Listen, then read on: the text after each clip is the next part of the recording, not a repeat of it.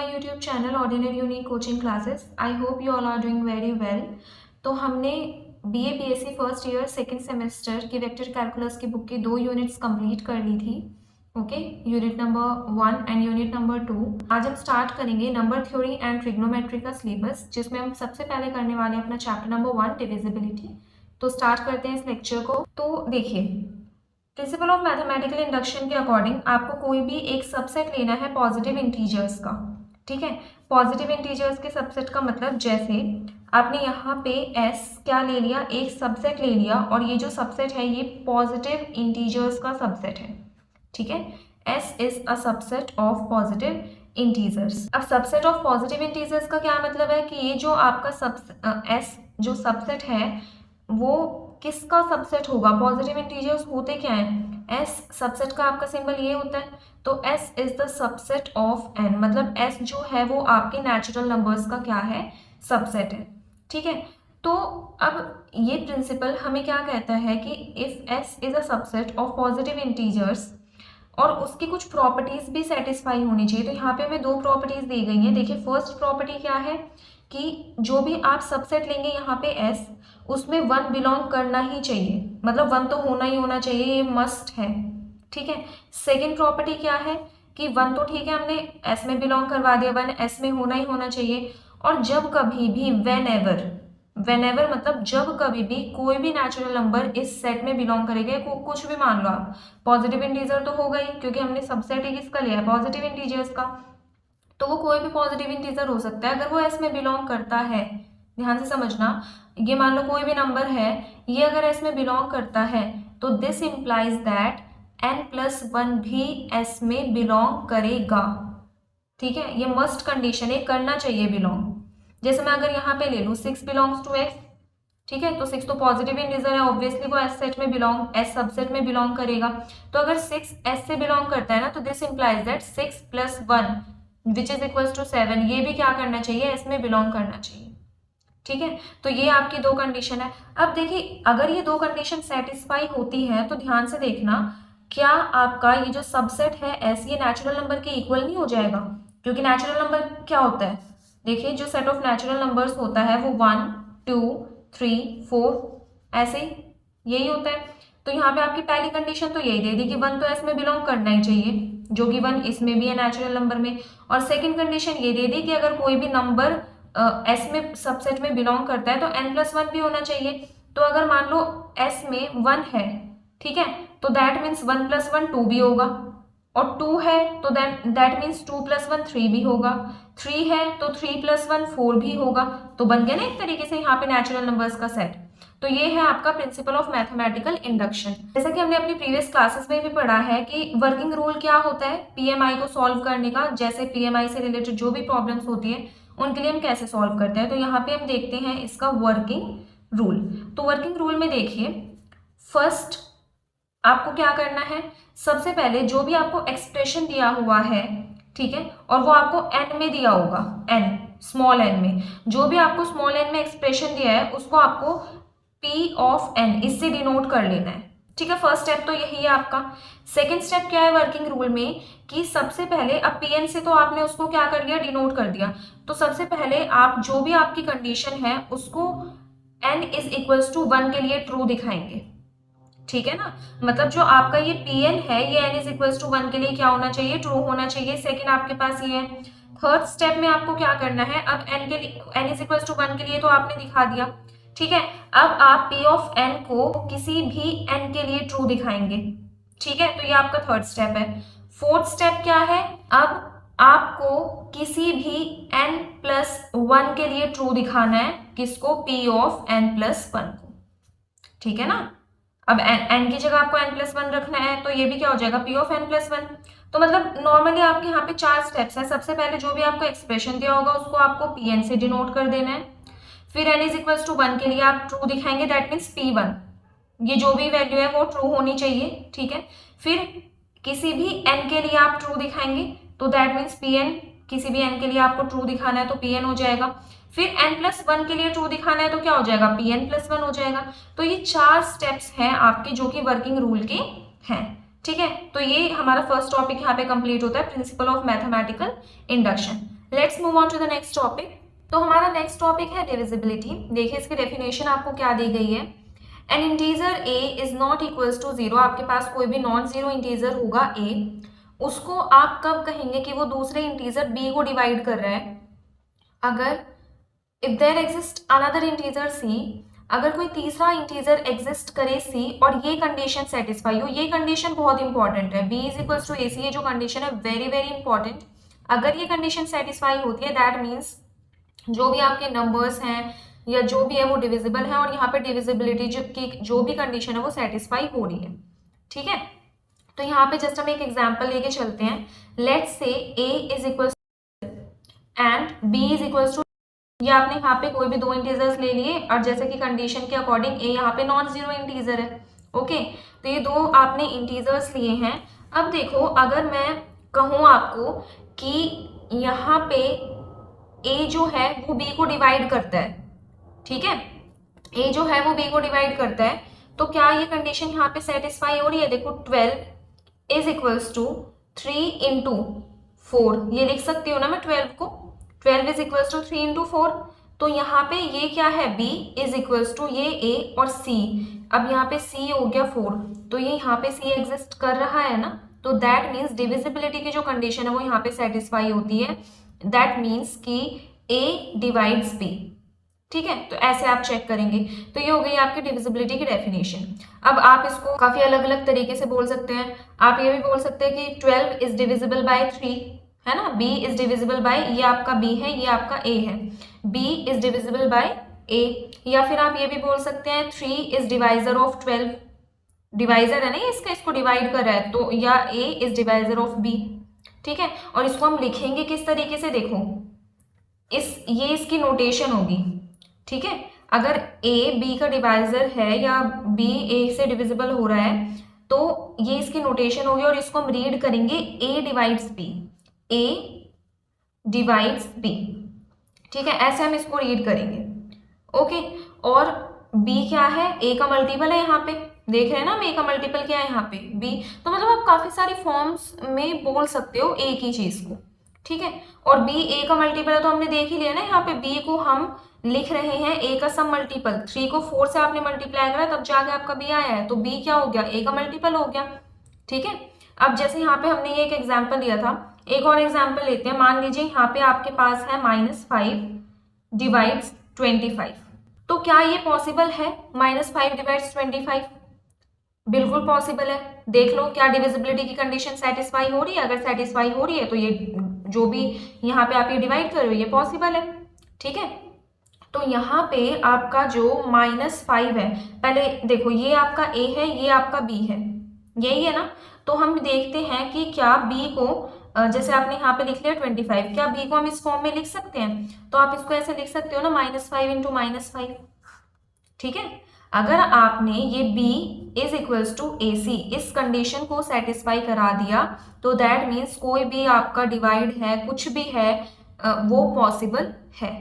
ठीक, अब जैसे इसको तो मैं बोल रही हूँ a डिवाइड्स b, अगर मुझे इस तरीके से कुछ भी लिखना हो या शो करना हो कि a does not divide b, इस तरीके से अगर मुझे शो करना हो तो क्या कर देंगे, यहाँ पे a डज नॉट डिवाइड, तो इस सिंबल को आप ऐसे कट कर देंगे b, तो a does not divide b, इस तरीके से हम कर देंगे। जैसे यहाँ पे हम कोई भी एग्जाम्पल लेते हैं, जैसे हमने ले लिया यहाँ पे 4 डिवाइड्स 9, अब इस पे आप कंडीशन चेक करो, क्या b is equal to A सी वाली कंडीशन यहाँ पे सेटिस्फाई हो रही है? कैसे हो पाएगी? देखो ये b है तो 9 को आप, जैसे ये 9 है ना, ये a है, ये b है, तो 9 को आप लिख सकते हो 4 का कुछ मल्टीपल, है ना, नहीं लिख सकते ना, तो ये कंडीशन सेटिस्फाई नहीं होती, तो दैट मीन्स मैं क्या लिखूंगी, 4 डज नॉट डिवाइड 9, ये जो भी डिविजिबिलिटी का आपका साइन है इसको आप कट कर देंगे, 4 डज नॉट डिवाइड 9। ओके, इस तरीके से आप लिख सकते हैं। और कुछ और पॉइंट्स हैं आपके, जैसे अब मैंने यहाँ पे क्या लिया था, 12 डिवाइड्स 3, 3 डिवाइड्स 12, हाँ 3 डिवाइड्स 12 होगा ना, a डिवाइड्स b। ठीक है, तो मैंने यहाँ पे क्या लिया था, यहाँ पे अगर मैं बात करूँ तो 3 डिवाइड्स 12, है ना। अब अगर मैं आपसे बोलूँ कि यहाँ पे 12 की जगह मैं कर देती हूँ -12, ठीक है, जैसे आपका क्या था यहाँ पे देखिए साइड में 3 डिवाइड्स 12, अगर मैं इसको ऐसे करूं -12, मतलब ये तो 3 डिवाइड 12 के लिए अलग से था, मैं -12 के लिए अगर देखूं तो मैं ऐसे लिख सकती हूँ 3 इंटू -4, ठीक है ना। तो दैट मीन्स 3 12 को तो डिवाइड कर ही रहा था, यहाँ पे 3 -12 को भी क्या करेगा, डिवाइड करेगा, ठीक है। 3 divides 12 as well as 3 divides -12, ठीक है। तो हम कैसे लिखेंगे यहाँ पे 3 divides 12 as well as 3 divides -12, मतलब a divides b and a also divides -b, ठीक है। तो ये आपके कुछ यहाँ पे इंपॉर्टेंट पॉइंट्स थे जो आपको क्लियर करने थे, ठीक है। इसमें ना कंफ्यूज नहीं होना आपको बिल्कुल भी, थोड़ी सी प्रैक्टिस करो और आपको एकदम क्लियर हो जाएंगी चीज़ें जो भी हैं, ठीक है। अब यहाँ पे देखो, ये जो हमने लिखा है यहाँ पे a डिवाइड्स b, इसका मतलब आप ये मत समझ लेना a बाई b, बिल्कुल रॉन्ग है ये, ठीक है। a डिवाइड्स b का मतलब है a b को डिवाइड करता है, और ये जो है इसका मतलब है कि b a को डिवाइड करता है, ठीक है। अब जैसे यहाँ पे हमने 12 और 3 का एग्जाम्पल लिया, ठीक है। इसको आप अगर इस फॉर्म में लिखना हो 12 और 3 को, तो आप कैसे लिखोगे, 3 डिवाइड्स 12 इस फॉर्म में लिखोगे, है ना। और वही अगर मैं इस फॉर्म में लिख दूं, मान लो 3/12, तो ये गलत हो जाएगा, इसका मतलब है कि 12 डिवाइड्स 3, ना कि 3 डिवाइड्स 12, ठीक है ना। अब जैसे कि हमने यहाँ पे देखा 3 डिवाइड्स 12 देन 3 ऑल्सो डिवाइड्स -12, मतलब ये जो भी आपके जो डिवाइजर्स होंगे ना किसी भी इंटीजर के, वो आपके पेयर में ही आएंगे, पॉजिटिव भी आएंगे और नेगेटिव भी आएंगे।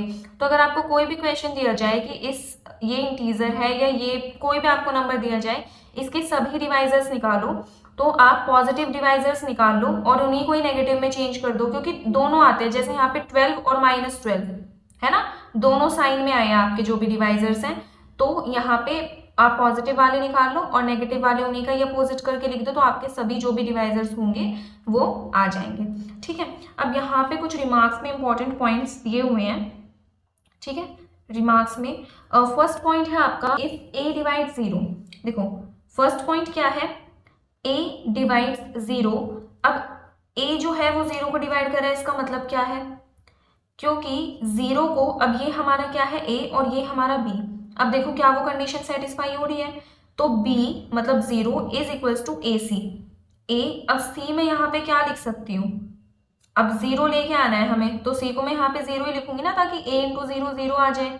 तो यहाँ पे डिविजिबिलिटी की कंडीशन सेटिस्फाई हुई, दैट मीन्स a डिवाइड 0 जो है वो बिल्कुल ट्रू है। और यहाँ पे एक बात आप ध्यान रखना कि a तो 0 के इक्वल होना ही नहीं चाहिए, 0 डिवाइड 0 ये अलग ही फॉर्म बन जाती है, डिटर्मिनेंट फॉर्म बन जाती है, आप आगे पढ़ोगे अपने अपकमिंग सेमेस्टर्स में, ओके।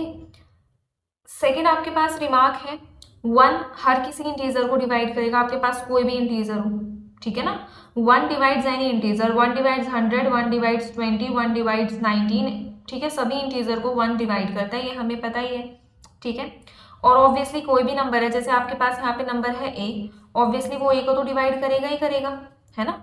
a डिवाइड्स a, और कंडीशन आप ध्यान रखना a जो है वो 0 के इक्वल नहीं होना चाहिए, नॉन जीरो इंटीजर होना चाहिए कोई भी, ठीक। अब देखिए नेक्स्ट टॉपिक है अपने पास some important definitions and results, कुछ यहाँ पे डेफिनेशंस दी हुई हैं जो कि बहुत इंपॉर्टेंट है इस चैप्टर को समझने के लिए। तो देखिए फर्स्ट आपका दिया हुआ है प्रॉपर डिवाइजर्स, प्रॉपर डिवाइजर्स। तो देखिए प्रॉपर डिवाइजर्स क्या होता है, मैं एग्जांपल से समझते हैं, प्रॉपर और सेकंड आपका इम्प्रॉपर, दोनों को समझ लेते हैं, ठीक है। फर्स्ट है आपका प्रॉपर डिवाइजर्स एंड सेकंड है आपका इम्प्रॉपर डिवाइजर्स। तो जैसे मैंने लेट से यहाँ पे कोई भी इंटीजर ले लिया 8, ठीक है। अब अगर मैं इसके डिवाइजर्स लिखूँ तो पहला तो होता है +-1, ठीक है, ये हमने पहले ही पढ़ लिया कि दोनों साइन में आएंगे, प्लस में भी और माइनस में भी, +-1 देन +-2 देन +-4 एंड देन +-8। इसके अलावा और कोई तो डिवाइजर्स नहीं होते। अब ये है इसके डिवाइजर्स, ये सभी क्या है इसके डिवाइजर्स। अब मैं बात कर रही हूँ यहाँ पे प्रॉपर डिवाइजर्स की और इम्प्रॉपर डिवाइजर्स की। तो प्रॉपर डिवाइजर्स क्या होंगे, अब जैसे ये यहाँ पे 8 है, तो +-1 को छोड़ के और जो भी वो नंबर है उस नंबर को छोड़ के, मतलब +-8 को छोड़ के जो भी बचे हुए डिवाइजर्स हैं उन्हें हम कहेंगे प्रॉपर डिवाइजर्स।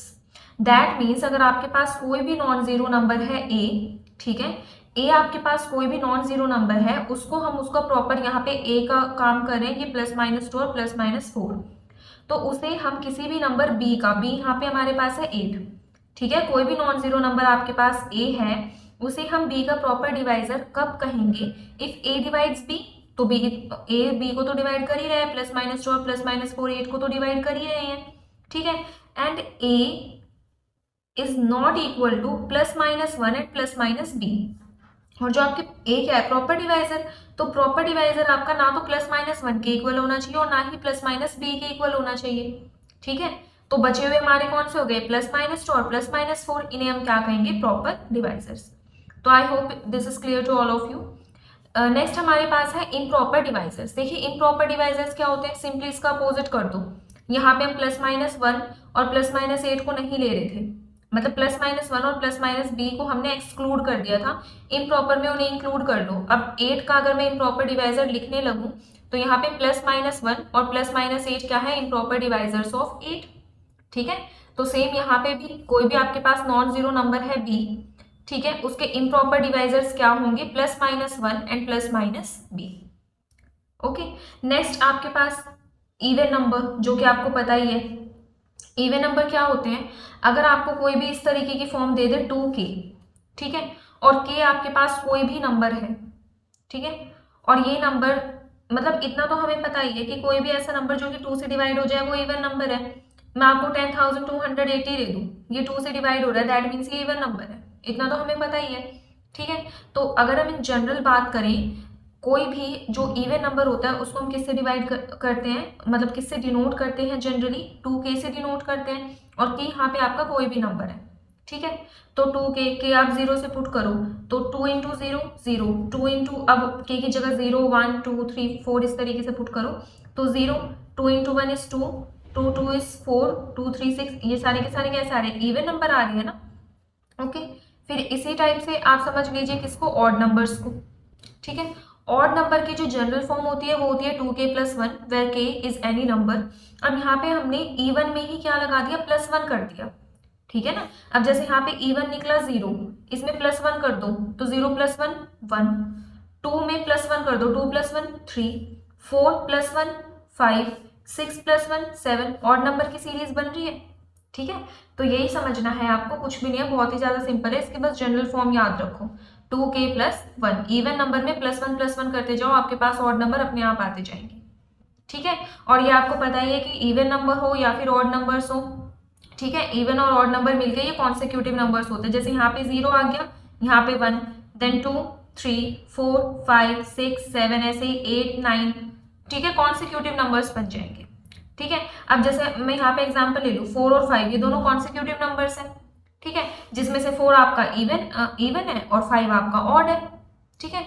तो मतलब इवन नंबर और ऑड नंबर मिलके कॉन्सिक्यूटिव नंबर की सीरीज बनाते हैं। नेक्स्ट आपके थ्योरम स्टार्ट होते हैं। तो फर्स्ट थ्योरम आपको दिया हुआ है, the product of 2 even numbers is also N even number.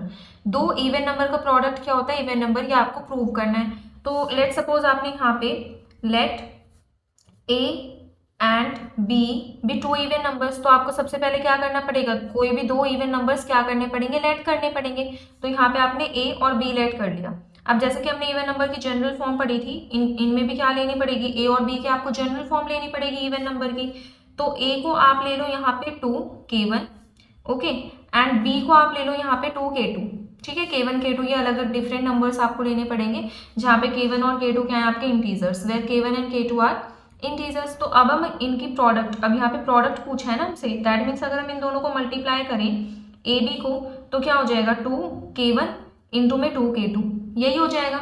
अब देखो हमें इसे लेके आना है इवन नंबर की फॉर्म में, दैट मीन्स 1 2 तो हमें चाहिए ही चाहिए, ठीक है ना, तभी तो इवन नंबर की फॉर्म में पुट करेंगे। तो इस 2 को आपने बाहर रखा, k1 2k2 को करोगे तो क्या हो जाएगा? 2 × k1 k2, ठीक है। अब ये जो है 2k1 k2, इसको कोई अनदर इंटीजर आप मान लो, k3 मान लो या k मान लो, कुछ भी मान लो, ठीक है। तो लेट्स से हम मान लेते हैं यहाँ पे k, तो ये 2k आ गई। और ये जो फॉर्म होती है ये किसकी फॉर्म होती है? इवन नंबर की। तो मतलब जो जनरल फॉर्म होती है वो इवन नंबर की होती है 2k, ओके। तो यहाँ से आपके पास ए बी किसकी फॉर्म में आ गया? 2k की फॉर्म में। दैट मीन्स ए बी आपके पास क्या है? एक A B is an even number, A भी आपके पास क्या है, इवन नंबर है। क्लियर। नेक्स्ट हमारे पास थ्योरम है the product of two odd numbers is also an odd number. ठीक है, नेक्स्ट थ्योरम क्या है, the product of two odd numbers is also an odd number. बस यहाँ इवन नंबर था, अब हमें ऑड नंबर का दिखाना है। ठीक है, तो ऑड नंबर हम ले लेते हैं, let A and B be two odd numbers. कोई भी ए और बी, हमने दो ऑड नंबर ले लिए, ए और बी। ठीक है, आपको पूरा स्टेटमेंट वाइज लिखना है अच्छे से। तो फॉर्म इनकी वही जनरल फॉर्म लेंगे, तो इसको आप ले लो 2m+1, 2k+1, इस टाइप से होती है ना जनरल फॉर्म ऑड नंबर्स की। तो हम k तो ले नहीं सकते, दोनों में डिफरेंट डिफरेंट लेना है, तो एक में आपने m ले लिया, एक में आप ले लो n, 2n+1। तो ये आपका फर्स्ट ऑड नंबर है, ये आपका सेकेंड ऑड नंबर है। इनकी मल्टीप्लीकेशन को भी हमें ऑड नंबर की फॉर्म में ही शो करना है। तो आप इनकी मल्टीप्लीकेशन करो ए बी, तो क्या हो जाएगा, 2m+1 ए है और इसकी मल्टीप्लीकेशन 2n+1 के साथ, मतलब b के साथ। ठीक है, अब इनको मल्टीप्लाई करो आप, पहले 2m को इन दोनों टर्म्स के साथ, तो क्या हो जाएगा यहाँ पे 4mn प्लस 2m को 1 से करेंगे तो 2m। अब 1 को इन दोनों टर्म्स के साथ, तो 1 को 2n से करेंगे तो 2n, प्लस 1 को 1 से करेंगे तो 1। ठीक है, अब आप ध्यान रखिए हमें किस फॉर्म में शो करना है, इवन नंबर की, मतलब ऑड नंबर की फॉर्म में। ठीक है, तो 2k+1 समथिंग इस फॉर्म में लेके आना है। तो यहाँ से ये जो फर्स्ट थ्री टर्म्स है इनमें से आप 2 कॉमन ले सकते हैं, 2 कॉमन ले लो, क्या बचेगा आपके पास 2mn प्लस यहाँ से बचेगा m और यहाँ से बचेगा n+1। अब अगर आप इसको किसी भी अनदर इंटीजर के इक्वल मान लो तो आपके पास वही ऑड फॉर्म आ जाएगी, तो इसको आप मान लो k के इक्वल। ठीक है, तो यहाँ पे क्या बन जाएगा 2k+1। ठीक है, यहाँ पे आपका चल रहा है A B, A multiply B, तो ए बी की आपकी फॉर्म आ गई 2k+1। ठीक है, दैट मीन्स किसकी फॉर्म है, ये ऑड नंबर की फॉर्म है। ठीक है, और आपको यहाँ पे लिख देना है वेयर k को हमने क्या लिया है यहाँ पे 2mn plus m plus n। ठीक है, और ये भी क्या है, एक इंटीजर है। ठीक है, ये क्या है, एक इज ऑल्सो एन इंटीजर, ये भी एक इंटीजर है। ठीक है, तो अब आपके पास a मल्टीप्लाई b, मतलब जब आपने दो ऑड नंबर्स को मल्टीप्लाई किया तो वो फॉर्म भी आपकी किस में आ गई, ऑड नंबर की जनरल फॉर्म में। तो दैट मीन्स a b क्या है आपका ऑड नंबर, यही आपको प्रूव करना था। ठीक है, so let's move on to the next theorem. Next theorem आपको क्या दी हुई है, देखिए next theorem is the product of an even number with an odd number is an even number. आपको दो नंबर्स लेने हैं यहाँ पे, ए आपको लेना है इवन नंबर, ठीक है, एंड बी आपको यहाँ पे लेना है ऑड नंबर। तो थ्योरम में आपको प्रूव करने के लिए बोला गया है कि इवन नंबर और ऑड नंबर, मतलब ए और बी की जब हम आपस में मल्टीप्लाई करेंगे, प्रोडक्ट करेंगे, तो वो भी एक इवन नंबर ही आना चाहिए। ठीक है, तो आप पहले ए और बी की फॉर्म लेट कर लो। ए को आप किस फॉर्म में ले लेंगे, ए को आप ले लीजिए जैसे 2k। ठीक है, ये इवन नंबर की फॉर्म होती है। बी को आप ले लो 2k+1 की फॉर्म में, ये ऑड नंबर की फॉर्म होती है। अब इन दोनों को मल्टीप्लाई कराओ, ए भी कराना है, दैट मीन्स क्या करोगे 2k इंटू में, अच्छा k नहीं ले सकते ना दोनों में, k1 k2 ले लो, मतलब डिफरेंट लेने हैं ना आपको यहाँ पे इंटीजर्स। तो 2k1 इंटू में 2k2+1, इन दोनों को मल्टीप्लाई कराओगे। अब आपको लेके आनी है इवन फॉर्म, ये आप ध्यान रखना। ठीक है, उसी के अकॉर्डिंग करेंगे। तो इज इक्वल्स टू 2, अब ये जो k1 है इसको आप क्या कर दो, मल्टीप्लाई कर दो। ठीक है, तो 2 आप बाहर रखो क्योंकि हमें इवन फॉर्म में 2 जो है वो चाहिए, 2 का सब मल्टीपल चाहिए हमें। तो यहाँ से क्या हो जाएगा 2k1 k2 प्लस में k1, क्योंकि 2 को तो आपने बाहर ही रखा है, बस k1 को ब्रैकेट के अंदर मल्टीप्लाई किया। अब ये जो यहाँ पे 2k1 k2 प्लस में k1 है, इसको आप कुछ अनदर इंटीजर लेट कर लो। इसको मान लो हम ले लेते हैं k, तो ये क्या फॉर्म आ जाएगी यहाँ पे 2k, और यहाँ पे आप लिख देंगे where k is equals to 2 into k1, 2k1 k2 plus में k1, ये आप लिखेंगे। ठीक है, इज एनी इंटीजर, ये भी आपको बताना है कि ये भी एक इंटीजर ही है, ऐसा नहीं हमने कोई और रैशनल इरेशनल फॉर्म ले ली। ठीक है ना, तो यहाँ पे अब आप देख रहे हैं कि ए बी को जब आपने मल्टीप्लाई किया तो आपके पास कैसी फॉर्म आ गई, इवन फॉर्म। तो दैट मीन्स जब आप इवन नंबर और ऑड नंबर की मल्टीप्लीकेशन करेंगे तो आपके पास जो प्रोडक्ट आएगा वो कैसा आएगा, एक इवन नंबर आएगा। Let's move on to the next theorem, theorems on divisibility. 7 या 8 थ्योरम्स हैं आपके जो डिविजिबिलिटी पर बेस्ड हैं। तो उसमें से फर्स्ट थ्योरम हम स्टार्ट करते हैं। इसमें दिया हुआ है if A is divisor of B, A B का डिवाइजर है और बी सी का डिवाइजर है, देन आपको प्रूव करना है कि ए सी का डिवाइजर होगा।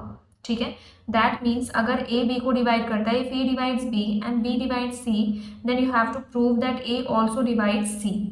ओके, तो स्टार्ट करते हैं इसका प्रूफ। देखिए कुछ भी नहीं करना, बस 2 कंडीशन लगानी है, तीसरे स्टेप में आपका थ्योरम प्रूव है। तो इन दोनों की कंडीशन लगाएंगे। देखिए ए बी को डिवाइड करता है, दैट मीन्स कोई अनदर इंटीजर आपके पास, जैसे हमने यहाँ पे डिविजिबिलिटी की जब हमने डेफिनेशन पढ़ी थी तो ये पढ़ा था ना, ये condition B is equals to A C. अगर ए बी को डिवाइड करता है तो अनदर इंटीजर सी जरूर एग्जिस्ट करेगा जो कि डिविजिबिलिटी की कंडीशन को सेटिस्फाई करेगा। तो यहाँ पे ए डिवाइड्स बी, इसके लिए हम लिखते हैं सबसे पहले किसके लिए, ए डिवाइड्स बी के लिए। तो ए बी को डिवाइड कर रहा है, that means B is equals to something of A, मतलब कोई ना कोई इंटीजर जरूर आएगा यहाँ पे। तो उस इंटीजर को लेट्स से मैंने मान लिया K1, ठीक है, ये फर्स्ट इक्वेशन है। अब मैं लेती हूँ B divide C। If B divide C तो C is equals to some integer of B, और उस इंटीजर को मैंने मान लिया यहाँ पे K2। तो ये दो कंडीशन आपने लिख ली यहाँ पे, ठीक है। अब हमें प्रूव करना है कि A जो है वो C को भी डिवाइड करेगा, यही प्रूव करना है। तो अब ये जो भी आपने B की वैल्यू निकाली है ये आप इक्वेशन नंबर 2 में पुट करो, ठीक है। यहाँ पे लिख देंगे सब्सटीट्यूट द वैल्यू ऑफ, देखिए सब चीज़ें ना आपकी बुक्स में दी हुई है, यहाँ पे जस्ट आपको क्लैरिटी चाहिए, समझ में आना चाहिए, ठीक है। Substitute the value of B from equation 1 in equation number 2। आपको इक्वेशन नंबर 1 से B की वैल्यू लेनी है और इक्वेशन नंबर 2 में सब्सटीट्यूट करनी है। तो यहाँ पे देखो C is equals to K2, ये तो एज इट इज रहेगा। B की क्या वैल्यू है K1A, तो यहाँ पे K1A, और इनको मल्टीप्लाई करेंगे तो क्या लिख सकते हो आप यहाँ पे K2 into K1 into A, ठीक है। अब अगर आप यहाँ पे ध्यान से देखो तो C is equals to K2 K1 को आप कोई भी अनदर इंटीजर लेट कर सकते हो, क्योंकि दोनों इंटीजर है, दोनों इंटीजर मल्टीप्लाई होंगे तो अनदर इंटीजर आएगा। तो K1 K2 को लेट्स से कुछ भी मान लो, या K3 मान लो, या सिंपली K मान लो, तो C is equals to KA, तो डिविजिबिलिटी की कंडीशन सेटिस्फाई नहीं हो गई, ठीक है। अब यहाँ पे यही तो है डिविजिबिलिटी की कंडीशन की A डिवाइड C, क्योंकि यहाँ पे एक अनदर इंटीजर K एग्जिस्ट कर रहा है, तो ये होती है आपकी डिविजिबिलिटी की कंडीशन सेटिस्फाई, ठीक है। डेफिनेशन ऑफ डिविजिबिलिटी जो हमें बोलता है उससे हम क्या बोल सकते हैं, bye definition of divisibility A divides C, hence proved. So let's move on to the next theorem. Next theorem is if A divides B and B divides A, then A is equals to plus minus B। ये आपको prove करना है। तो start करते हैं इसका proof. देखिए यहाँ पे भी हम दो कंडीशन लिखेंगे। अब since A divides B, A B को डिवाइड करता है, तो by the definition of divisibility यहाँ पे B is equals to some integer times of A, यही आएगा। तो इसको हम ले लेते हैं लेट्स से K1, ठीक है। ये हो गई आपकी इक्वेशन नंबर 1। एंड नेक्स्ट क्या है, B divides A, B A को डिवाइड करता है, दैट मीन्स यहाँ पे A is some integer multiple of B, तो उसको मैंने ले लिया यहाँ पे K2। तो ये आपकी दो इक्वेशन हो गई, ओके। तो यहाँ पे क्या करेंगे आप, इक्वेशन नंबर 2 में जो आपकी A की वैल्यू आई है वो आप इक्वेशन नंबर 1 में पुट करेंगे, ठीक है। तो आप ये लाइन लिख लीजिएगा जैसे कि हमने फर्स्ट थ्योरम में लिखी थी, तो हम पुट करते हैं डायरेक्ट। तो देखिए यहाँ से equation number 1 B is equals to K1A, A की क्या वैल्यू है K2B, यहाँ पे पुट कर देंगे K2B, ठीक है। जब इनको मल्टीप्लाई करेंगे तो this implies B is equals to K1 K2B। अब दोनों साइड B है तो ये इसके डिवाइड में जाके 1 हो जाएगा। This implies 1 is equals to K1 into K2, मतलब यहाँ पे दो इंटीजर्स का प्रोडक्ट 1 आ रहा है। दो इंटीजर्स के प्रोडक्ट का 1 आने का क्या मतलब है कि या तो आपका K1 एंड K2 दोनों ही किसके इक्वल है, 1 के इक्वल है, या तो ये हो सकता है, ठीक है। या फिर क्या हो सकता है कि K1 एंड K2 दोनों ही आपके -1 के इक्वल है। ये दो केस पॉसिबल है सिर्फ, और तीसरा केस यहाँ पे आप कुछ भी देख लो, कोई पॉसिबल नहीं है, ठीक है। या तो -1 इंटू -1 करोगे तो 1 आएगा, या 1 इंटू 1 करोगे तब 1 आएगा, ठीक है ना। तो यहाँ पे देखो K1 is equals to 1, okay, और K2 भी किसके इक्वल है, 1 के इक्वल। और या फिर क्या हो सकता है K1 इज इक्वल्स टू -1, ठीक है, और K2 भी इज इक्वल्स टू -1, मतलब K2 भी -1 के इक्वल है। तो जस्ट यही तो आपको प्रूव करना था कि कोई भी A है वो किसके इक्वल हो जाएगा आपका। अब यहाँ पे देखो K1 1 के भी इक्वल है, -1 के भी इक्वल है, दैट इज +-1। इसी तरीके से K2 भी +-1 के इक्वल है, तो A is equals to +-1 into B। तो हम ऐसे लिख सकते हैं A is equals to +-B। तो यही तो आपको प्रूव करना था, ठीक है। Let's move on to the next theorem. Next theorem is if A divides B then A divides B K where K is any integer. आपको यहाँ पे प्रूव करना है कि अगर A B को डिवाइड करता है तो इफ A डिवाइड्स B, अगर A B को डिवाइड करता है देन ए बी के को भी डिवाइड करेगा, मतलब बी में आप कुछ भी मल्टीप्लाई कर दो उसे भी ए डिवाइड करेगा। तो हम यही करते हैं, सिंस ए डिवाइड्स बी, ये तो हमें गिवन है कि ए किसे डिवाइड करता है, बी को डिवाइड करता है, तो हम डेफिनेशन ऑफ डिविजिबिलिटी से लिख सकते हैं B is equals to A सी। ठीक है, अब यहाँ पे हमें प्रूव करना है कि ए बी के को भी डिवाइड करेगा, तो बी के बनाने के लिए आप क्या करेंगे, लेफ्ट हैंड और राइट हैंड साइड दोनों साइड किससे, के से मल्टीप्लाई कर देंगे, तो क्या हो जाएगा बी के is equals to A C K. Okay, this implies B के is equals to A into C K. अब यहाँ पे ये जो सी के है इसको आप कोई अनदर इंटीजर मान लो, लेट सपोज आपने मान लिया यहाँ पे डी। ठीक है, तो यहाँ से क्या हो जाएगा बी के is equals to A D. अब by the definition of divisibility हम क्या लिख सकते हैं इसको, कि a डिवाइड्स बी के, क्योंकि b के सम मल्टीपल आ रहा है a का। ठीक है, तो डेफिनेशन ऑफ डिविजिबिलिटी से यहाँ पे आपको ये चीज जरूर लिखनी है, बाय द डेफिनेशन ऑफ, और ये ही मतलब definition of divisibility he most of the time use हो रही है। ठीक है, आपके जो भी थ्योरम्स हैं और आगे क्वेश्चंस में भी ये काफी ज्यादा यूज होगी, तो ये आपको लिखना है bye the definition of divisibility A divides B के, यही तो आपको प्रूव करना था। ठीक है, तो नेक्स्ट थ्योरम देखिए, थ्योरम नंबर 4 है आपके पास, if A divides B and A divides C, if A divides B and A divides C, then ध्यान से देखना, देन आपको क्या प्रूव करना है कि A divides B plus C, और आपको प्रूव करना है A divides B minus C। ठीक है, तो बहुत ईजी है, पहले तो दोनों आप कंडीशन लिख लो, ये जो दो दिए हुए हैं ना आपको, तो since A divides B, this implies b is equals to, आप क्या लिख सकते हैं a इंटू, आप इंटीजर क्या लेंगे यहाँ पे k1 ले लो, है ना, और a divide c, that means c is equals to आप क्या लिख सकते हैं a k2। ठीक है, ये डेफिनेशन ऑफ डिविजिबिलिटी, ये हमने डेफिनेशन ऑफ डिविजिबिलिटी से ही लिखा है। ठीक है, a अगर b को डिवाइड करते हैं तो b is equals to some integer multiple of a, उसे हमने ले लिया k1, and a divide c, then c is equals to some integer multiple of a, उसे हमने ले लिया k2। तो ये दो कंडीशन आपने यहाँ से लिख ली। तो हमें यहाँ पे प्रूव करना है कि a divides b plus C and b minus C, मतलब simply a divides b plus minus C. ठीक है, तो हमें b प्लस माइनस सी को सम इंटीजर मल्टीपल दिखाना होगा a का। ठीक है, तो हम उसी से स्टार्ट करते हैं, देखो यहाँ पे b प्लस माइनस सी, तो यहाँ पे b और c दोनों के आपके पास वैल्यूज है, पुट कर दो, तो यहाँ पे हो जाएगा a k1 plus minus a k2। अब दोनों में ही a है तो a आप कॉमन ले सकते हो, तो क्या बचेगा यहाँ पे k1 प्लस माइनस k2, यही बचेगा। ठीक है, अब देखो b प्लस माइनस c किसके इक्वल आ गया, some integer multiple of a, और वो इंटीजर क्या है आपके पास, ये k1 plus minus k2।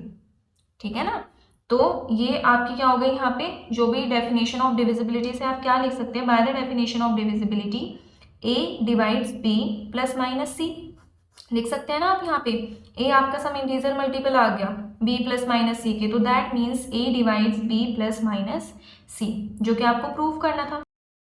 So our next theorem is theorem number 5, if a divides b and a divides c, then a divides bx plus cy for all integral values of x and y।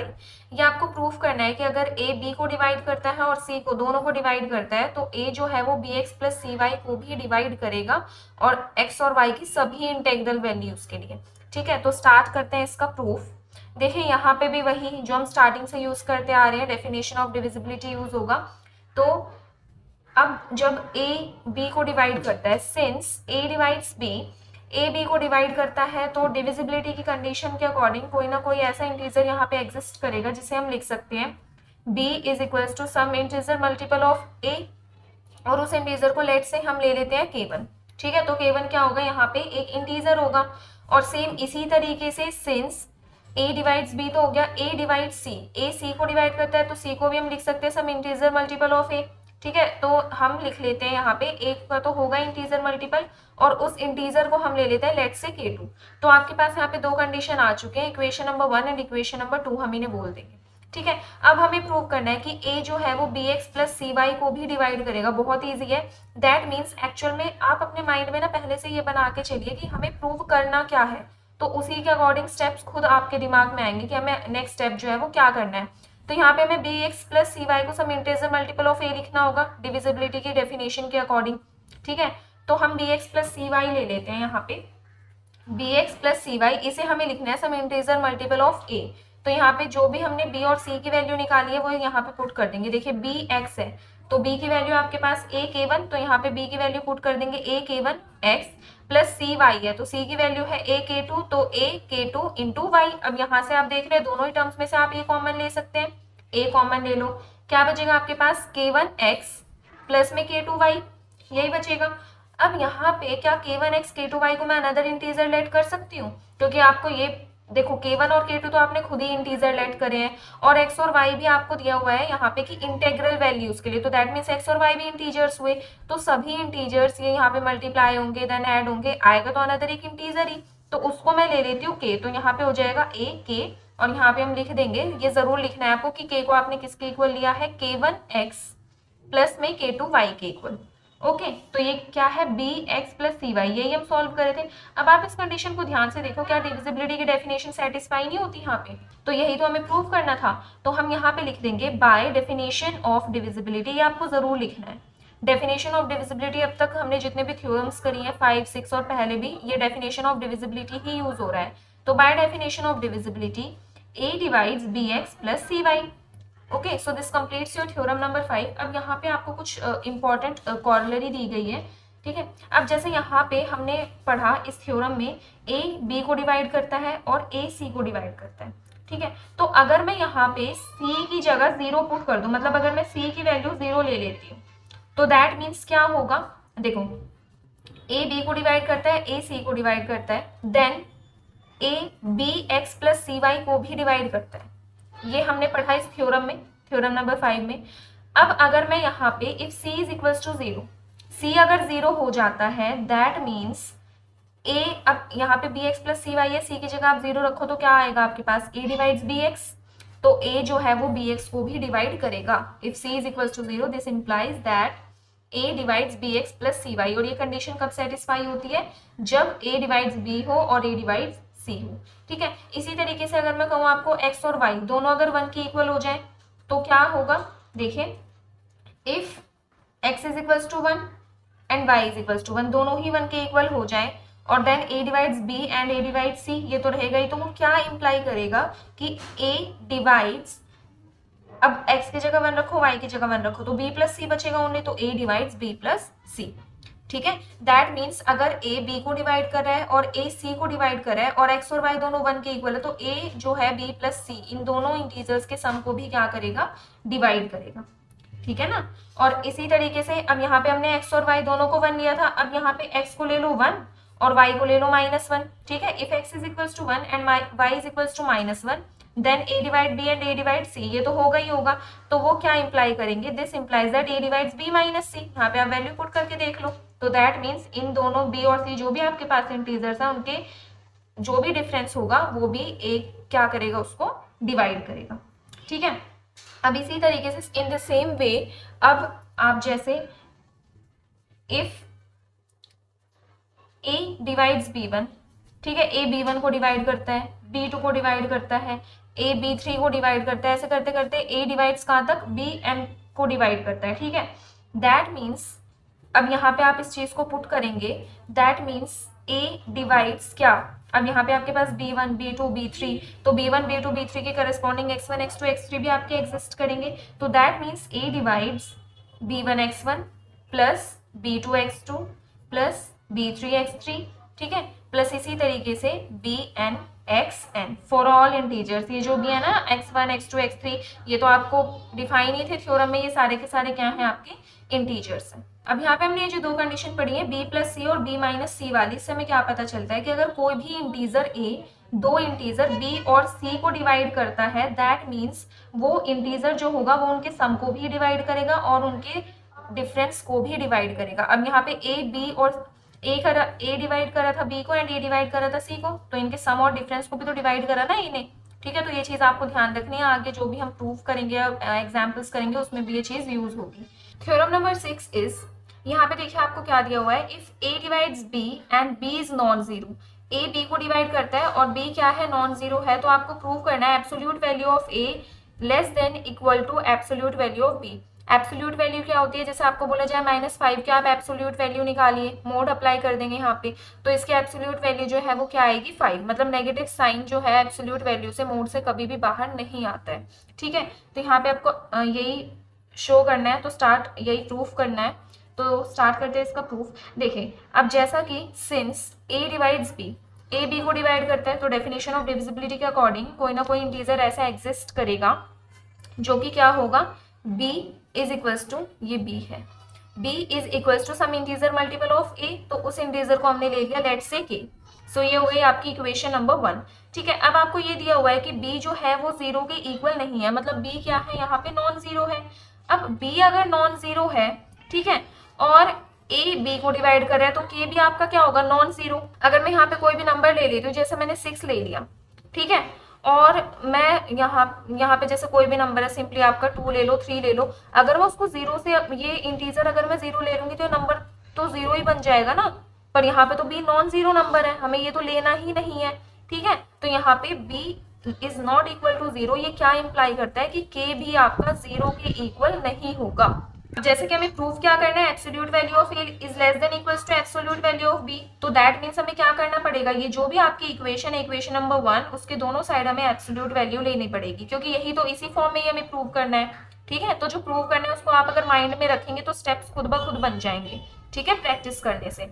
तो अब हम क्या लेते हैं, लिख देंगे यहाँ पे on taking absolute value of both sides of equation number 1 we get, क्या मिलेगा हमें, देखिए यहाँ पे b is equals to a के है, तो b is equals to a के, इन दोनों की ही क्या ले लो, एब्सोल्यूट वैल्यू, मोड अप्लाई कर दो दोनों ही, लेफ्ट हैंड साइड भी और राइट हैंड साइड भी। अब a के है, इसको ये मतलब प्रॉपर्टी होती है मोड की, इसको हम ऐसे लिख सकते हैं, मतलब इसका मोड जो है वो सेपरेट कर सकते हैं a और k का। ठीक है, अब यहाँ पे ध्यान से देखना, k 0 के इक्वल नहीं है।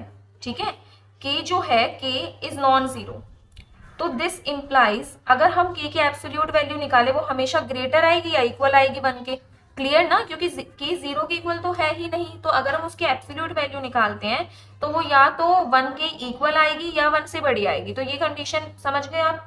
अब इसी कंडीशन से हम यहाँ पे क्या लिख सकते हैं, देखिए मोड b तो है ही आपके पास, यहाँ पे एब्सोल्यूट वैल्यू ऑफ b, अब यहाँ पे k की जगह अगर हम greater than equal to 1 apply करते हैं तो यहाँ पे क्या वही साइन आ जाएगा ग्रेटर देन इक्वल टू का, और 1 से मोड ऑफ a को मल्टीप्लाई करेंगे तो ऑब्वियसली मोड ऑफ a ही आएगा। ठीक है, अब यहाँ पे जस्ट अब जो हमें प्रूफ करना था वो ये फॉर्म है, तो इसको हम इस फॉर्म में भी लिख सकते हैं, mod of a is less than equals to mod of b, मतलब absolute value of a is less than equals to absolute value of b, यही आपको प्रूफ करना था।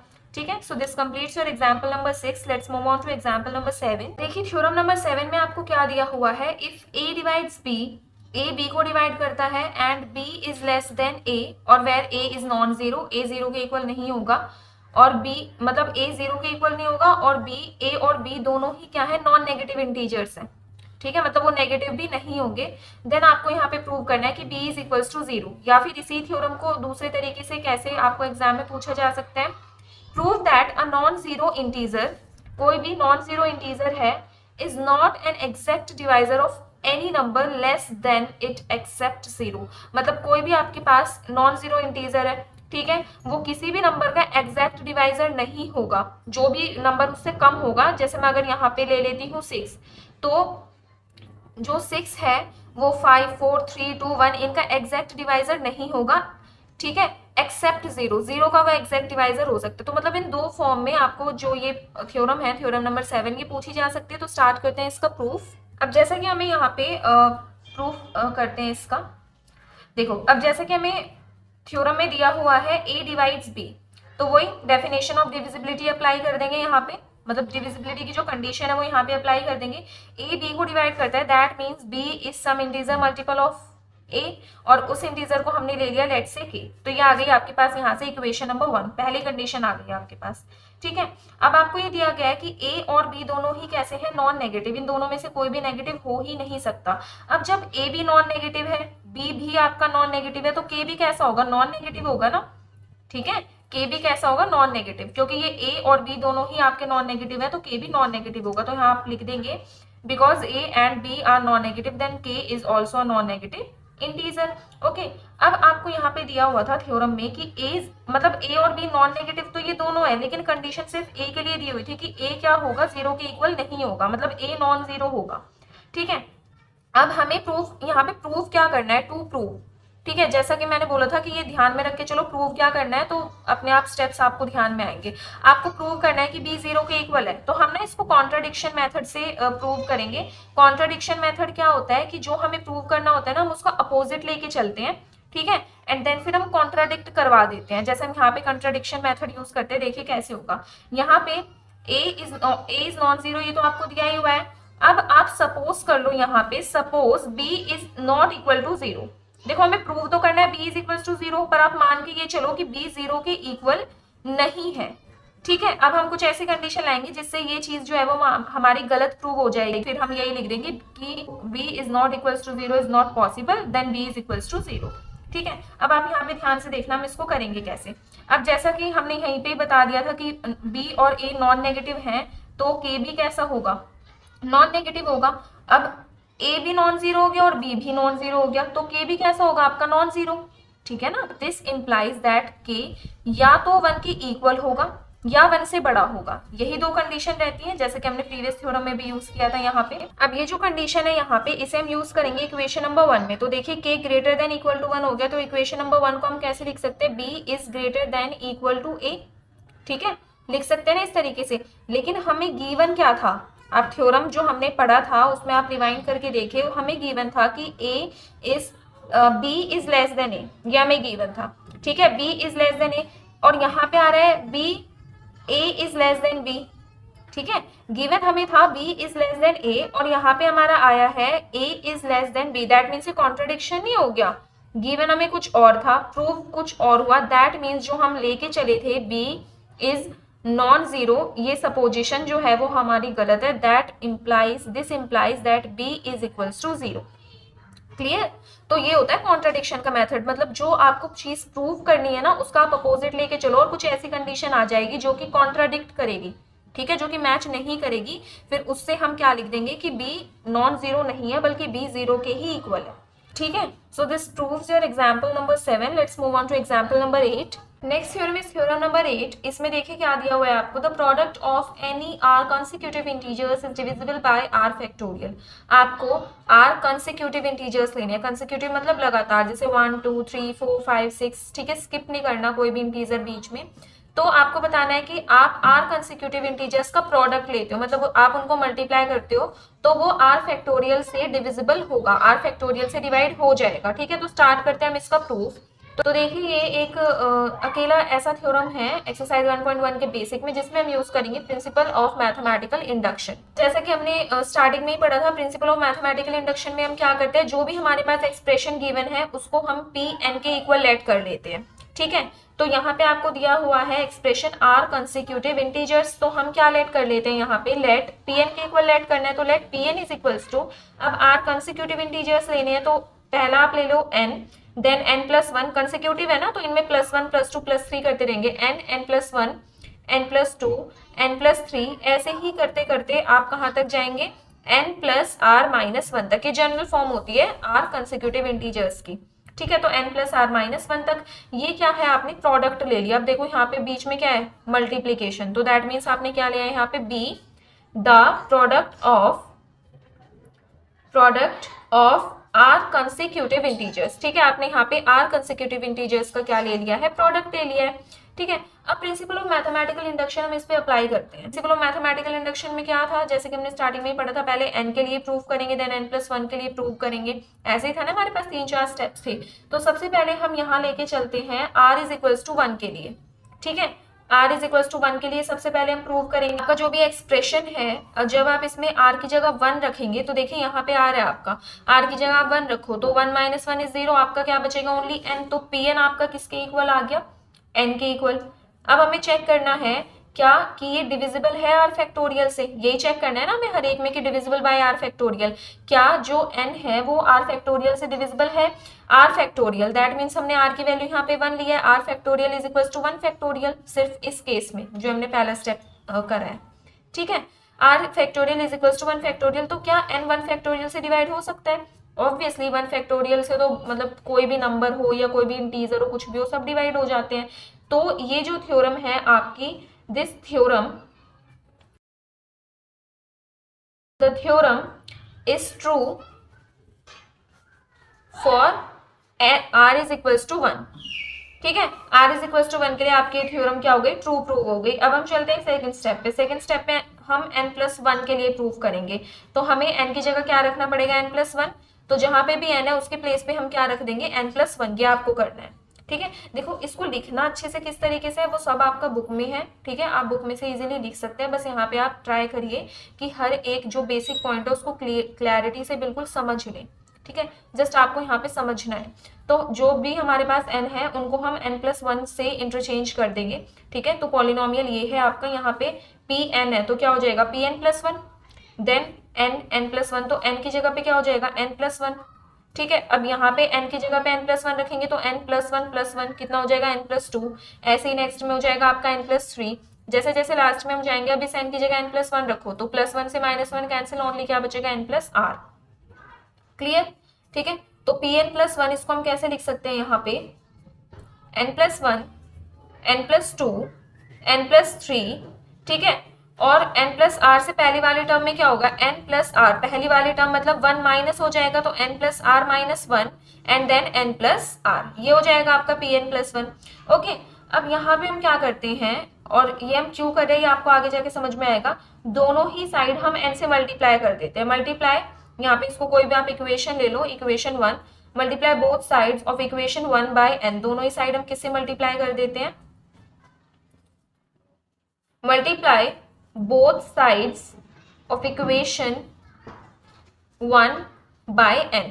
दोनों ही साइड हम किससे मल्टीप्लाई कर देते हैं, n से। ठीक है, तो n से मल्टीप्लाई करो, यहाँ पे क्या हो जाएगा, n इंटू Pn+1। ठीक है, और यहाँ पे जब आप करोगे तो n इंटू n+1, n+2, इसी तरीके से n+3 सेम रहेगा, बस आपने n को मल्टीप्लाई करा है। यहाँ पे n+r-1 और यहाँ पे n+r। ठीक है, अब यहाँ पे आप ध्यान से देखो, और हमने ये n को मल्टीप्लाई क्यों करा है ये भी आपको यहाँ पे पता चलेगा।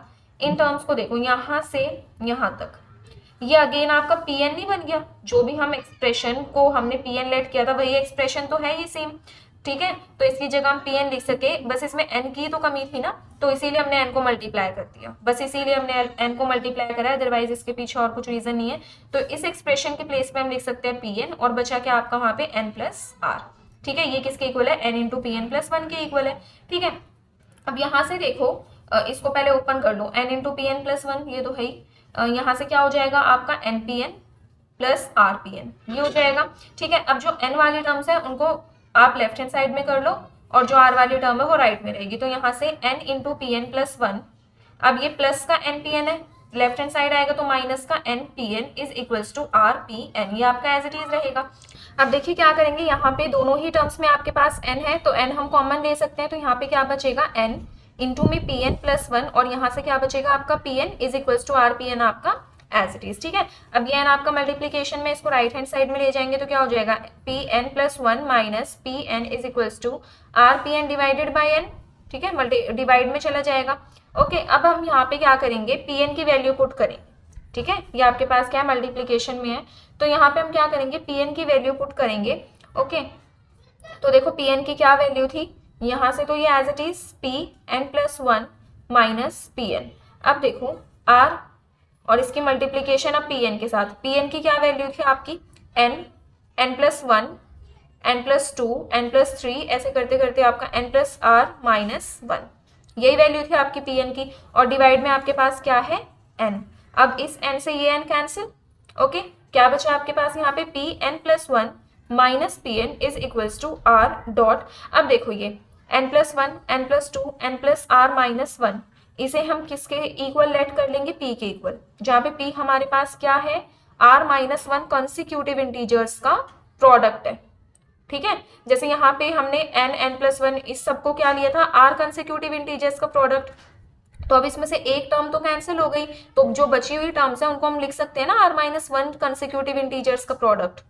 ठीक है, एक बार दोबारा से समझो, यहाँ पे हमने n, n+1, n+2, n+r-1, मतलब जो हमने एक्सप्रेशन लेट किया था उसको हमने Pn लेट करा था, तो तो वो क्या था, आर कंसेक्यूटिव इंटीजर्स का प्रोडक्ट। अब यहाँ से एक टर्म तो कैंसिल हो गई, तो हम यहाँ पे ओनली पी ले लेते हैं। पी का मतलब है आर माइनस वन, आर में से अब एक टर्म कैंसिल हो गई तो आर माइनस वन हो गया, तो पी का मतलब है यहाँ पे r minus one consecutive integers का प्रोडक्ट। अब यहाँ पे हमें एक अजम्पशन लेके चलनी थी जो मैंने आपको उस टाइम पे नहीं बताया, ठीक है, क्योंकि उस टाइम पे क्या हो जाती, कंफ्यूजन हो जाती कि हम यही अजम्पशन लेके क्यों चले, आर माइनस वन के लिए ही हमने अजम्पशन क्यों ली, आर माइनस टू आर इनके लिए क्यों नहीं ली, ठीक है। तो उसका आंसर है आपका यहाँ पे, ठीक है। पहले हम वो अजम्पशन देख लेते हैं कि वो कहाँ पे लेनी थी, कैसे लेनी थी, फिर हम यहाँ पे आते हैं।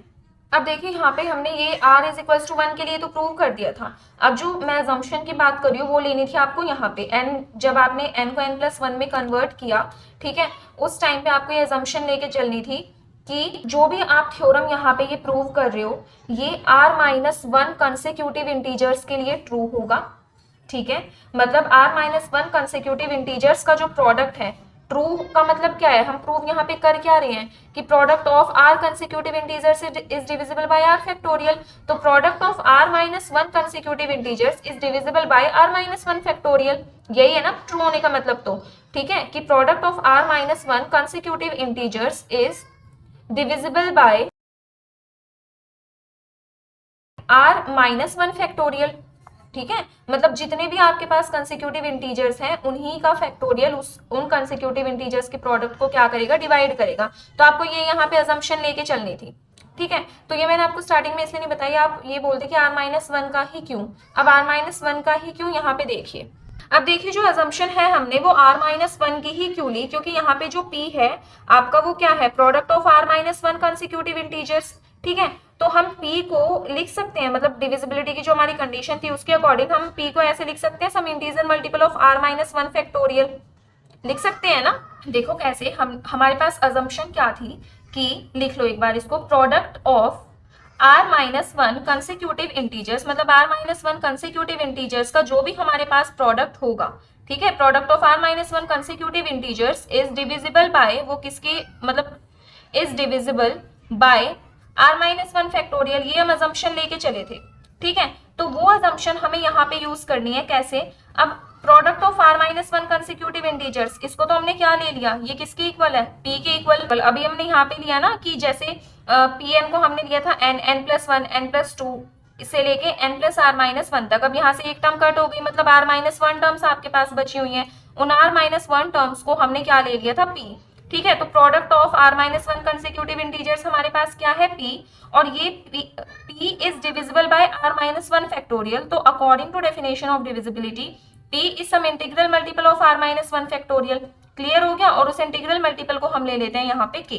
तो इसलिए हमने जो अजम्पशन ली थी ना वो r माइनस वन फैक्टोरियल की ली थी, क्योंकि जब हम सॉल्व करते रहते तो हमारे पास क्या आता, r minus one consecutive integers का प्रोडक्ट आता जिसको हम p के इक्वल लेते, और p की ये कंडीशन लिखने के लिए हमें इस अजम्पशन की जरूरत पड़ती, ठीक है। तो अब आई थिंक आपको क्लियर हो गया होगा कि हमने r माइनस वन फैक्टोरियल की ही अजम्पशन क्यों ली, ठीक है। तो यहाँ से आप लिख सकते हैं इस कंडीशन को, p is equals to k into r minus one factorial, divisibility की कंडीशन के अकॉर्डिंग, क्लियर। अब हम क्या करते हैं, ये जो भी आपके पास p की वैल्यू आई है, ठीक है, इसे हम इस इक्वेशन में पुट करेंगे, इसको आप कोई भी नाम ले लो इसका, इक्वेशन नंबर 2, ठीक है। तो put the value of p in equation number 2, तो यहाँ से क्या हो जाएगा, देखिए pn plus one minus pn is equals to r into, अब p की जगह पे आपको क्या पुट करना है, ये वाली जो भी वैल्यू है आपकी, तो पुट कर दो सिंपली, देखो k r minus one factorial, ये p की वैल्यू आपने पुट कर दी।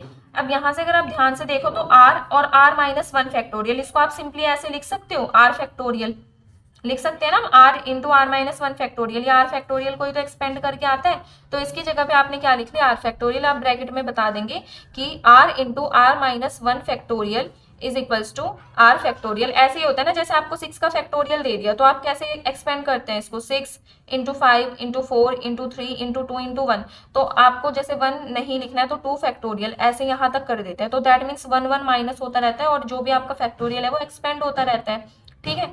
तो इसी तरीके से मान लीजिए r को आपको एक्सपेंड करना है तो r into r minus one factorial, ठीक है। इसी तरीके से लिखेंगे तो इसको हम r के इक्वल, r फैक्टोरियल के इक्वल लिख सकते हैं, ठीक है।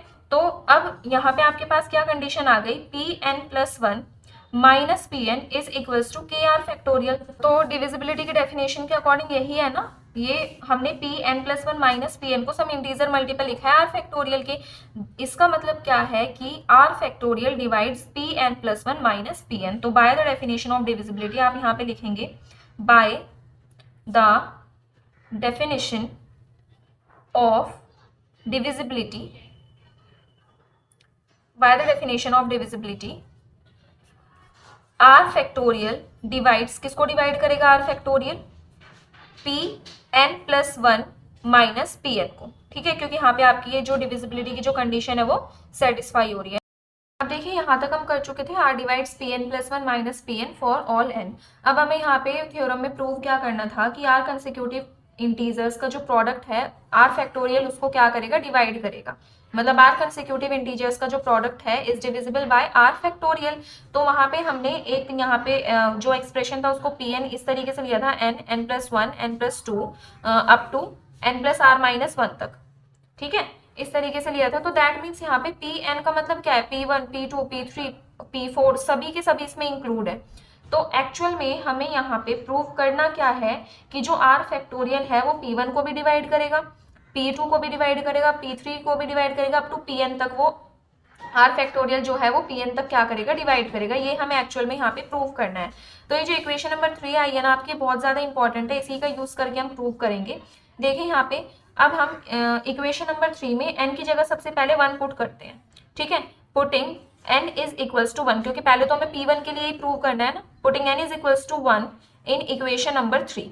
ठीक है, अब n की जगह आप 1 पुट करो तो यहाँ से क्या आएगा, आर फैक्टोरियल डिवाइड्स, मतलब सेम इक्वेशन नंबर 3 लिखनी है, बस n की जगह आप 1 पुट कर दो, पी एन प्लस वन। अब यहाँ n की जगह 1 पुट करोगे तो p2 आएगा, माइनस यहाँ पे n की जगह 1 पुट करोगे तो p1 आएगा।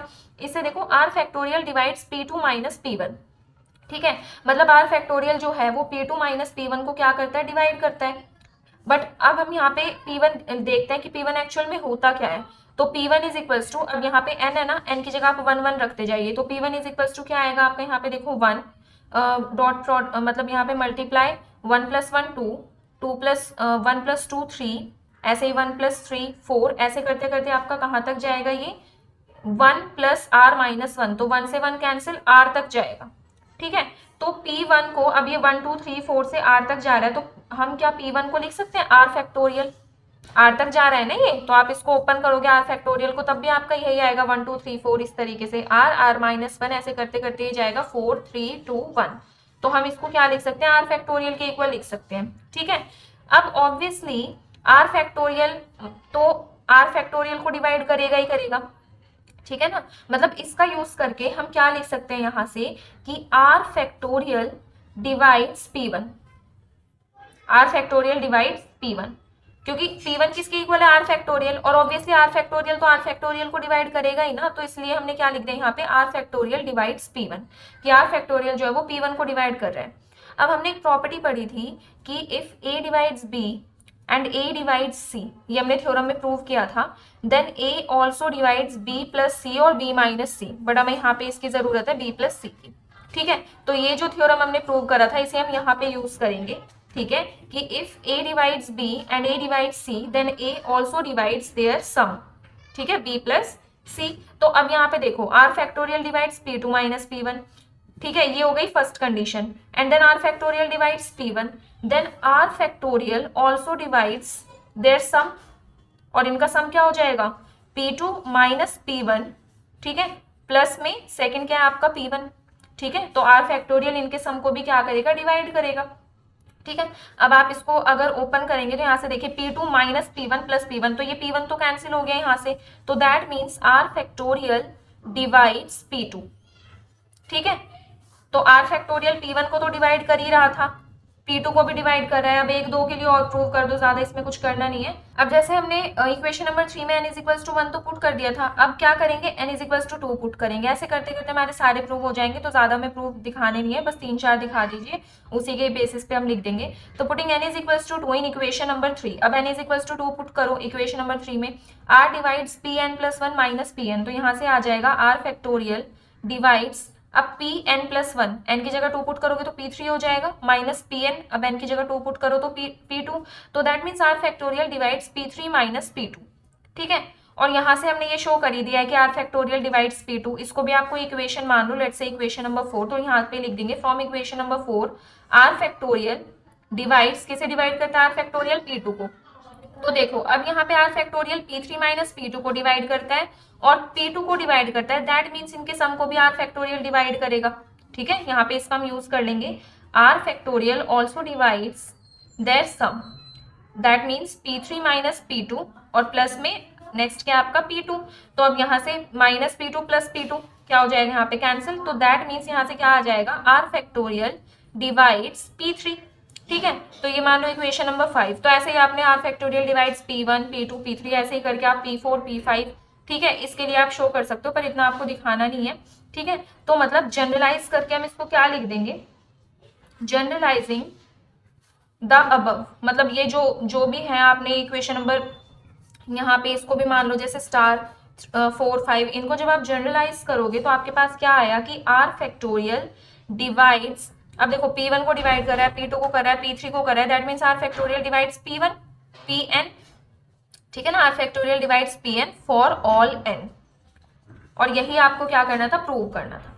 ठीक है, यहाँ पे एक चीज और, कोई भी आपके दो कंसिक्यूटिव इंटीजर्स हैं उनको आप 2 फैक्टोरियल से, मतलब वो डिविजिबल होंगे, और कोई भी 3 कंसिक्यूटिव इंटीजर्स हैं तो 3 फैक्टोरियल से डिविजिबल होंगे। ठीक है, और जैसे मान लो कोई भी मान लो मैंने यहाँ पे कोई भी 4 कंसिक्यूटिव इंटीजर्स ले लिए 3 4 5 6, तो ये डिविजिबल होंगे किससे, 4 फैक्टोरियल से। तो ये इसी का ही रिजल्ट है। This completes your example number 8। Next आपको एक कॉरलरी दी हुई है लास्ट में। देखिए इसमें क्या है, to prove that nCr is an integer, आपको यहाँ पे प्रूव करना है कि एनसीआर क्या है, इंटीजर है। तो जैसा कि आपको पता होगा एनसीआर का क्या फॉर्मूला होता है हमारे पास, N factorial divide by are factorial and multiply by N minus are factorial. ये फॉर्मूला आपको याद रखना है। ठीक है, परम्यूटेशन कॉम्बिनेशन में हम पढ़ते हैं ना क्लास 11th में।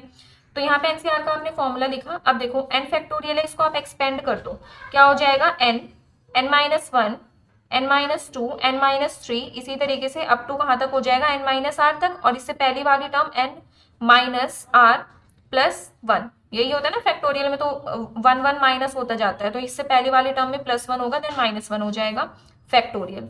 डिवाइड बाय आपके पास क्या है यहाँ पे, r factorial n minus are factorial, तो न्यूमरेटर डिनोमिनेटर दोनों में n minus are factorial cancel हो जाएगा।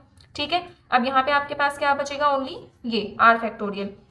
अब आप अगर न्यूमरेटर को देखो यहाँ पे, तो n माइनस 1 से लेके n minus r plus 1, that means ये आर कंसिक्यूटिव इंटीजर्स का प्रोडक्ट है, जैसे हमने प्रीवियस थ्योरम में भी लेट किया था। तो इसको हम क्या लिख सकते हैं, product of are consecutive integers. Are consecutive integers को यहाँ पे क्या किया गया, मल्टीप्लाई किया गया है।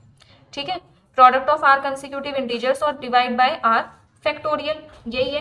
अब देखो जैसे कि हमने अभी प्रीवियस थ्योरम ही पढ़ी है, इसका मतलब क्या है, मतलब प्रीवियस थ्योरम का यूज करके हम क्या लिख सकते हैं कि product of are consecutive integers is equals to k into R factorial.